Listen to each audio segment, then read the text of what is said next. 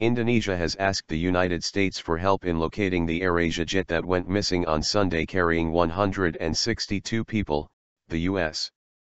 State Department said on Monday. Today we received a request for assistance locating the airplane, and we are reviewing that request to find out how best we can meet Indonesia's request for assistance, State Department spokesman Jeff Rathke told a regular news briefing. Rathke said the Indonesian request was made via a diplomatic note to the U.S. Embassy in Jakarta. Pentagon spokesman Rear Adm. John Kirby said in a statement that details of the request are still being coordinated but could include some air, surface and subsurface detection capabilities. The request came hours after the head of Indonesia's Search and Rescue Agency said the missing AirAsia jet is likely on the bottom of the sea. Bambang Sulistia told reporters in Jakarta Monday the Airbus 320 is presumed to have crashed Sunday off the Indonesia coast in the Java Sea. Based on the coordinates given to us and the evaluation that the estimated crash position is in the sea, the hypothesis is that the plane is at the bottom of the sea, Sulistia said. Indonesian President Joko Widodo said he has ordered a review of the country's aviation procedures following the plane's disappearance. I was very shocked and I could feel the concern, the frustration, and the sadness experienced by the families of passengers, and I believe, this was, also felt by all the people of Indonesia, Widodo said.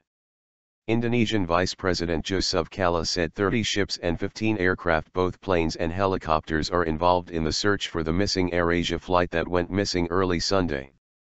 The Vice President noted that Malaysia Flight 370, which vanished in March in deep waters off the coast of Australia, has still not been located, and other jetliners that went missing in recent years took months or longer to find. Reports of debris. Indonesian authorities said debris sighted earlier Monday by an Australian search plane was not from AirAsia Flight 8501. The AirAsia flight was about halfway through its route from the Indonesian city of Surabaya to Singapore when it disappeared Sunday morning. The pilot had asked air traffic controllers for permission to ascend about 1,800 meters to avoid stormy weather. An Indonesian Transport Ministry official said permission was denied because another plane was flying in the area. After that, communication went silent. Controllers did not receive any distress call from the pilot.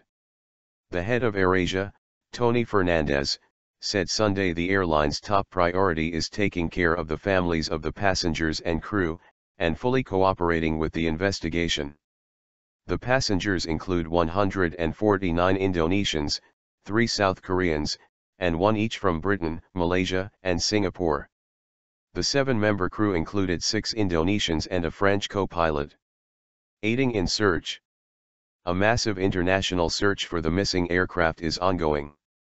The United States, China, and India are among the countries offering their resources for the operation in what is one of the world's busiest shipping routes. Aircraft from Australia, Indonesia, Malaysia, and Singapore are already involved in the search over what is relatively shallow water, an average depth of 46 meters, 150 feet. Fernandez told reporters that until Flight 8501 on Sunday, AirAsia had never lost a life. We have carried 220 million people up to this point. Of course, there's going to be some reaction. But we are confident in our ability to fly people. And we'll continue to be strong, Fernandez said. The captain in command was quite experienced, with more than 20,000 flying hours, roughly 6,000 of those hours with Indonesia AirAsia in the cockpit of the Airbus A320. The AirAsia plane is the second commercial airliner to disappear in 2014. No confirmed debris has ever been found after Malaysia Airlines Flight 370 lost contact while en route from Kuala Lumpur to Beijing in March with 239 people aboard.